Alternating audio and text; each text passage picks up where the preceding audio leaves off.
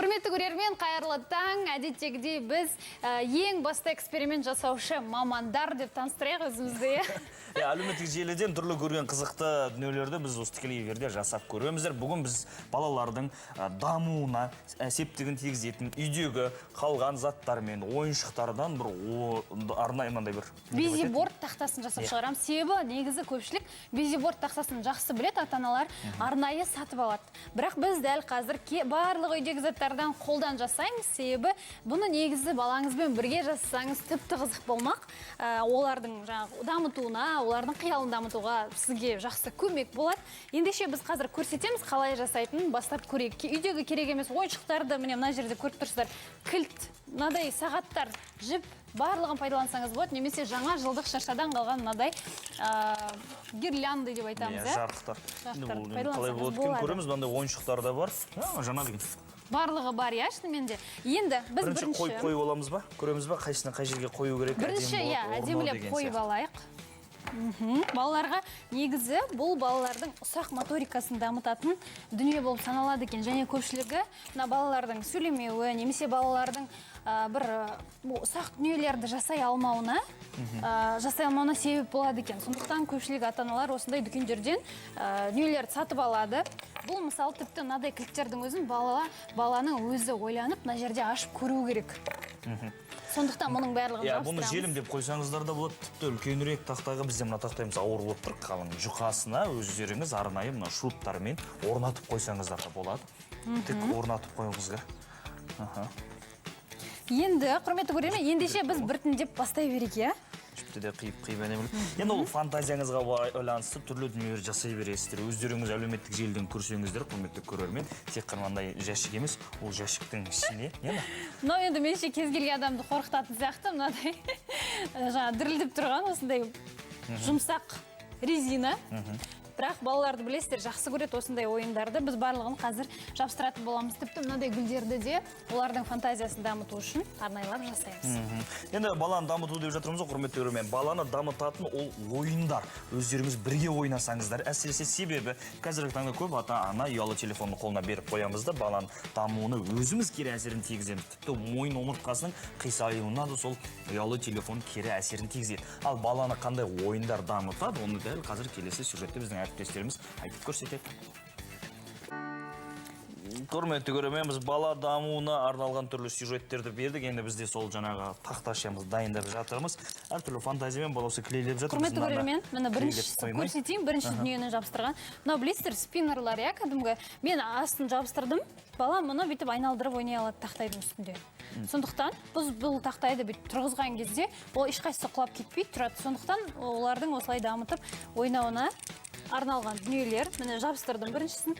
Екінші, біз ағаштар, яғни жіптен өткізіп, жабыстырайық, үстіне жабыстырайық, Қазіргі таңда, құрметті көрермен, өздеріңіз білесіздер, балада кемінде бір ғана ойыншық бар деген ешкім сенбейді. Үйде керек емес ойыншықтар өте көп. Оны қорапқа салып та үйде түрлі бұрышқа дайындап ол орын алып тұр. Осындай бір дүниелер жасап, ерекшелендіріп, түрлендіріп қойсаңыздар, баланың дамуына жаңа мамандар айтпақшы көмегін тигізеді.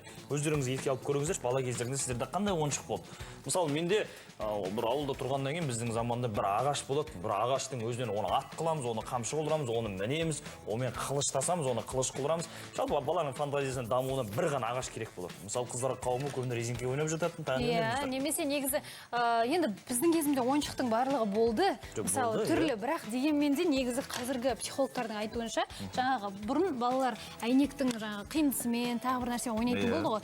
Соның бәрі баланың дамытуына жақсы әсер еткен екен сол кездерде. Қазіргі түрлі ойыншықтар баланың өзінің фантазиясына ештеңе қалдырмайды дейді. Жақсы, мына жерге жабыстырып, мына допты жабыстырамыз былай. Жаңа екен. Енді мұны да жабыстырайық, мен қазір үстіне шығарып алсам. Енді құрметті көрермен, баланың тілін дамыту үшін, сөзін дамыту үшін түрлі әдістер мамандар айтып жатыр. Ал ойын дамыту үшін сіздер не істеп жатсыздар? Сіздерге сұрақ. Үйде қандай бір әдістеріңіз бар болса, біздің әлеуметтік желіде, Instagram парақшамызға жолдасаңыздар болады. Біз телеэфирде жауап береміз. Енді құрметті көрермен, міне жабыстырамыз. Мынадай ойыншықтар болады, кейбір немесе тіпті бір аяғы жоқ па? Аяқ киімдер болады ғой, тіпті. Соны да пайдалануға болатын сияқты мені жабыстырып жатырмыз. Одан кейін бауын байлап үйренеді, мына жерде балаға үлкен бір жақсы пайдасын тигізетін дүниелер, сондықтан Бұны мына жасаудың допты да өзіне байланыс жабыстырамыз. сіздерге фантазия керек қой. Жабыстыру. Иә. Себебі бір-біріне Қатпау үйлесу керек керек. Байланысуы керек. Мына кілт ашылатындай Келесі жасау. дүние кілті ашылатындай, оның меніңше шетіне жасау керек сияқты, иә, Нұржан? Ол ыңғайлы болатындай ашуға. Немесе мынаны бар ғой, жіптен байлайық та жаңағындай. Жіп бізде көтере ала ма екен жіп? Көтеру керек, екі жақты көреміз. Сонда бала өзі кілтті осы замокты ашып қолыпты. Біз келесі. Көреді. Бұны біз әлеуметтік желіден көрдік, құрметті көрермен. Иә, барлығы қазіргі кезде шын мәнісінде әлеуметтік желіде бар.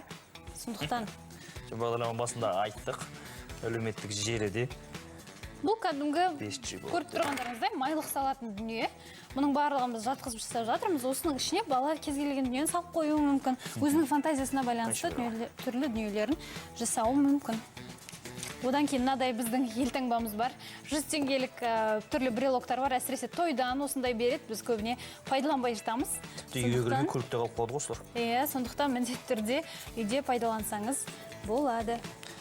Мына қайшыда өтпейді екен, мына қайшыны жабыстырып тастасам болады, керек емес. Кейбір, иә, шынымен де кейбір пайдаға аспайтын дүниелердің барлығын жабыстырып тастауға болады. Қазір міне жабыстырдық. Ендеше Мынаны былайына жабыстырса болады. мына жерге мен ұзын етіп, мына жаңағы көбінесе қыстық жаңағы елканың ойыншықтары болады ғой, Үйде қалған шашылып иә, жатқан ба? шашылып жататын, содан оны лақтырып тастап жатамыз. Соны міне осылайынан пайдаланып жіберсеңіздер болады. Құрметті көрермен, біздің мына үйде табылған мына ойыншықтар көбіне қалғанын алып келіп отырмыз. Егер сіздерде мынандай кілт болса, түрлі жаңағы қыстырғыштар, түрлі баланың ойын дамытуға, үйретуге, ағашты тесуге сондай құралдарыңыз болса, соның барлығын бірге жабыстырып жасасаңыздар болады. Толығырақ бұл қандай не десеңіздер, әлеуметтік желіде бар. Мынаны бүйтіп жабыстырсаңыз болады. Ой, құлап кетті. Қазір мен жабыстырып жіберейін былайынан. Жақсы, біз ары қарай жабыстыра берейік. Одан ары қарай біздің бағдарламада пайдалы сюжет, лайфхактар бар. Назар аударайық. Құрметті көрермен, біз шамамен аяқтап қалдық. Мына жерде барлығын жабыстырдық. Менің тек қорқып тұрғаным бұл аз уақыттың ішінде барлығы осылай жабысып тұра ма екен, бірден жабыса қалады ма екен деген ойым. Себебі Жабыса қалды, негізі. қозғалмайтын сияқты, иә, жайлап құйсаңыз тұрғызып тағы. көрсек. Тағы да бір соңғы детальдарын жабыстырып жіберейік. Содан кейін бұл тақтайшаны кез келген гирляндамен әдемілеп қоршап жіберсеңіз де болады. Құрметті көрермен, ендеше біз тұрғызып көрсетейік. Міне осылайынан келесіздер. Құлап кетпейді деген ойдамыз. Қоясыздар.